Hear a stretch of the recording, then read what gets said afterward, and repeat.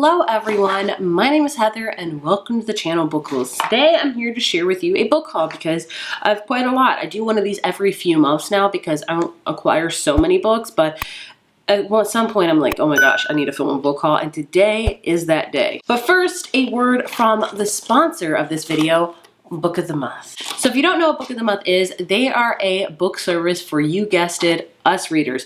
Every month you get a little blue box delivered to your door, and it is just so exciting to get. Book of the Month, you get up to 7 selections of books that you can choose from each month. They have a wide variety of genres. Each month their team vets through all of the new releases that month, and it is hard to narrow it down to just 7. But with that, they sometimes will do romance, thrillers, fantasy, historical, you name it, they feature it. They also really do a huge emphasis on new and debut authors, as well as a lot of diverse reads as well, which is amazing. And in case you look at the selections of Book of the Month and you're not feeling that month, you can skip a month without any charge whatsoever and just pick it up again next month. It is amazing. It's a great service. I always recommend it because you get to pick your book out. There's no what's going to be in the box this month. You get to decide, you get to pick it, and the price is amazing. So if you use the code Bookables at checkout, you can get your first book from Book of the Month for only $9.99, which, let me tell you, is a steal because hardback books are expensive. There's no secret about that. So use Book of the Month and you can get an amazing price. Not only that, but if you're a member of Book of the Month, they a lot of times will feature books that are not even out yet. So it's like you're getting a sneak peek before anybody else. It's amazing. Highly recommend them. Again, use the code Bookables at checkout and you get your first book for only $9.99, which, let me tell you, just don't run to this deal because it's a great deal. I'll leave the link down below for you to check them out. So for my selections this month, the first book I picked out was The Soulmate by Sally Hepworth. This is a thriller book about a couple that lives on this beautiful house on top of a cliff, but a lot of people use this cliff to end their lives. And basically the husband usually saves them all the time from this until one time he doesn't, and somehow he knows the victim. And so basically a novel about marriage, betrayal, and the secrets that push us to the edge. It sounds really intriguing. And the other selection I have is The London Seance Society by Sarah Penner. A moment to appreciate this beautiful cover.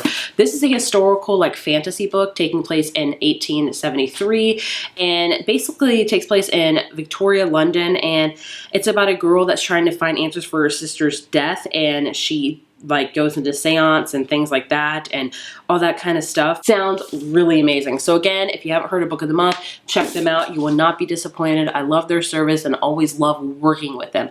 Thank you so much to Book of the Month for sponsoring this video. So let's get on to all of the books. I have a fair chunk that I bought for myself, and then I have some that I've got sent to for publishers. As always, I'm going to start with the books I bought myself. First up is one that I swore I owned, and then when I was going to take a picture of it because I had a plan, I couldn't find it. I don't know if I lent it to somebody or maybe I thought I owned it and I never did. But it's Daisy Jones and the Six by Taylor Jenkins Reid. Of course, I believe when you're seeing this, the show is already out. I am so excited for the show. It's I can't tell you the last time I've been this excited for a book-to-screen adaptation. If you somehow have not heard about this, it's about Daisy Jones and the Six, this band that's a fictional band that got to fame in the 70s and the 60s and 70s. They're very loosely based on Fleetwood Mac, and this is told an all-interview status about their rise to fame and the sudden decline, and it is phenomenal. Perhaps, dare I say, my favorite Taylor Jenkins Reid book. So the fact that I didn't own it, I was like, this is blasphemy.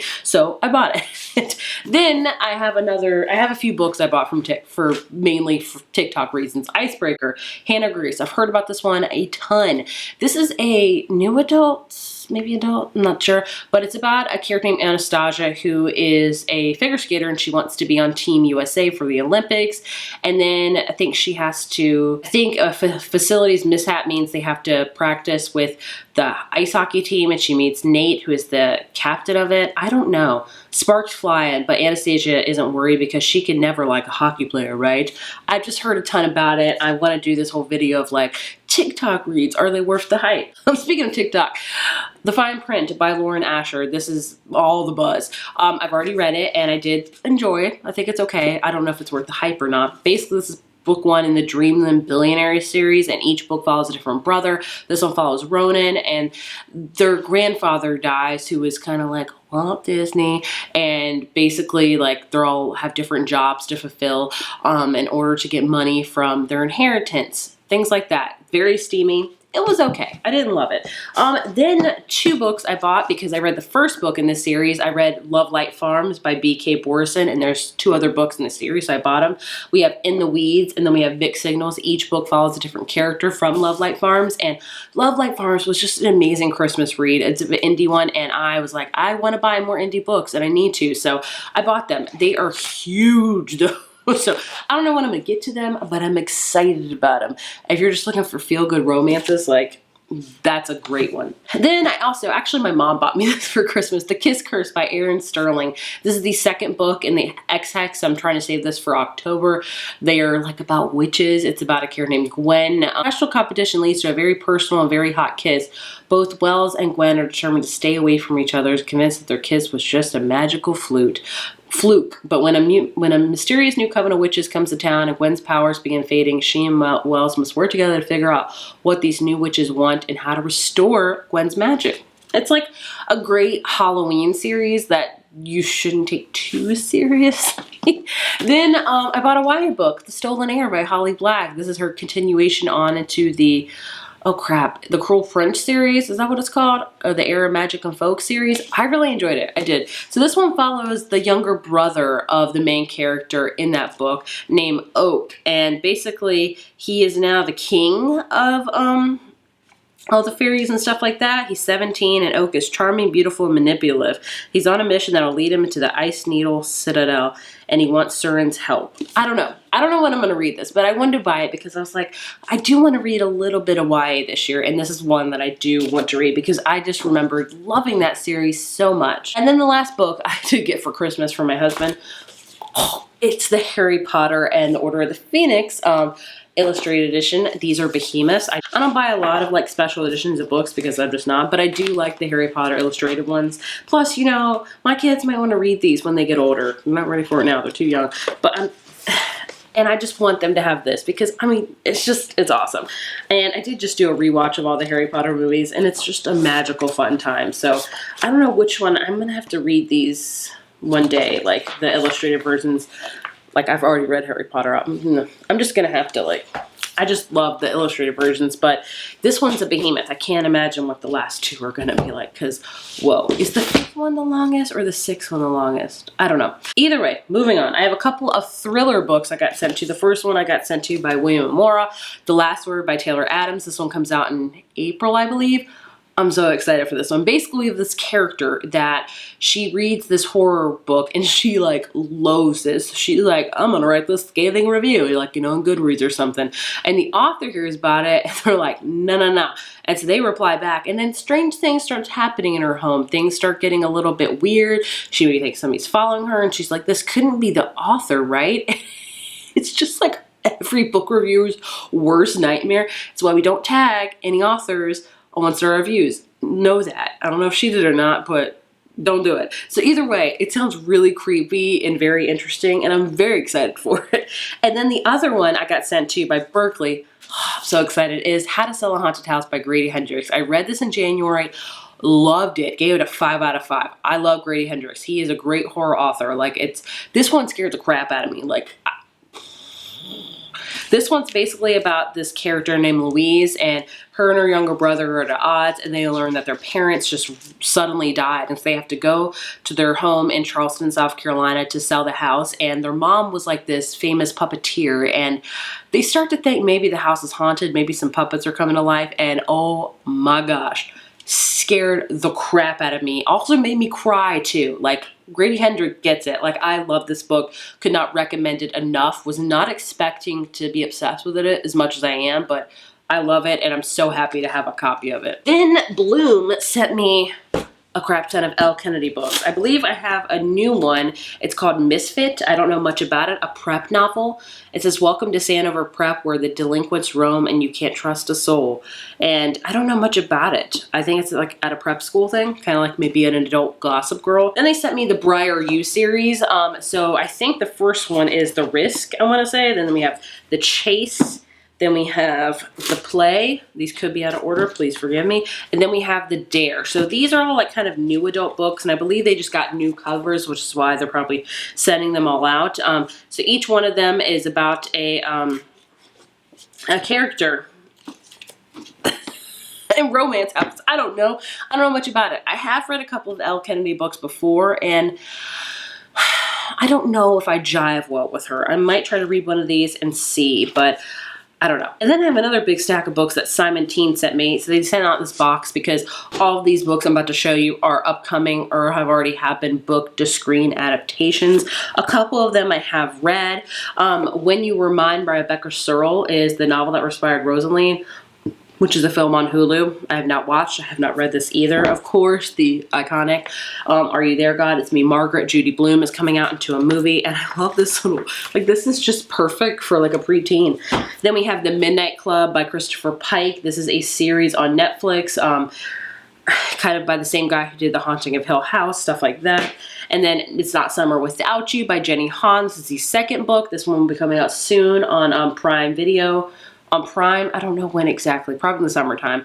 I have read that one. And I have also read A Cuban Guy's Girl to Tea and Tomorrow. I did not know this was going to be released. I don't know when it's going to be released. There's no information about it, but pretty excited about it. I love this book. And then we have the 10th anniversary edition of Aristotle and Dante's Discover the Secret of the Universe by Benjamin Ari Sanez. And I don't know when this is gonna be a show, movie, I don't know, but this edition is freaking stunning though. The 10th anniversary. I remember when this first came out on BookTube and everybody raved about it. The last stack of books I have are all romance, and I'm not gonna lie to you, like most of them are from Berkeley. X's and O's by Amy Lee. I have already read this. This is about a character named Tara who is a romance like book blogger, and she's like trying to desperately to find the one, and so she can't, so she decides to revisit all of her ex-boyfriends to figure out why it didn't work and maybe they can have another shot of it. And her roommate Travis, who is this super hot firefighter, decides to help her. You can connect the dots. It was cute. I didn't love it, but it was cute. And then we have A Witch's Guide to Fake Dating a Demon by Sarah Hawley. Like, that's pretty fun. And it says, Mariel knows not to trust a demon, especially one who wants her soul. But what's a witch to do when he won't leave her side and she kind of doesn't want him to? You can pretty much spell it out. This one seems fun. I might save this one for October because of obvious reasons. Then we have another one I have read, Do I Know Ye by Emily Wibberley and Austin Sigma Broca. This is their second adult romance novel. I didn't enjoy this one. It's about a married couple who has been married for a few years. They are going on this trip for their anniversary at this hotel, and it's just not going well. And when they're there, they get mistaken that, hey, are you guys in the singles group that are coming along? And they decide, hey, yes, let's pretend we're single and get to know each other again for the first time. It didn't work out for me. I did not enjoy it. Then we have The Neighbor Favor by Christina Forrest, which I believe is an author that's also wrote in YA books, if I'm not mistaken. But this one is a shy bookworm enlists her charming neighbor to help her score a date, not knowing he's the obscure author she's been corresponding with. That sounds super cute. It's kind of like a You've Got Mail thing, which we all know I love. And then we have Make a Wish by Helena Hunting. This is part of her, I forget what the series is called. This is from St. Martin's, and this is about a character named Harley Spark. I think they all like own like this inn or something like that. She almost kissed a widowed father of the toddler she nannied for, and then she moved across the state and like tried to get away, and now he's back again. And yeah, I think that's like a second chance romance type of thing. I don't know. Sounds cute. And the last one, True Love Experiment by Christina Lauren. This one came from Gallery Books. This is their latest one. It seems very, very fun. It says, sparks fly when a romance novelist and a documentary filmmaker join forces to craft the perfect Hollywood love story and take both of their careers to the next level, but only if they can keep the chemistry between them from taking the whole thing off the script. I've read the majority of Christina Lauren books. I really enjoy them. Sometimes there's misses, sometimes there's hits. The last few I haven't loved, so I am anticipating this one, but I'm also kind of cautious. But with their books, I know I'm gonna have a good time mostly, and I can fly through it. So I am excited for it in that regard. So is that all the books? Yes. Oh my gosh, I gotta pull these up now. That's the part of BookTube they never tell you about. It's not fun, but either way.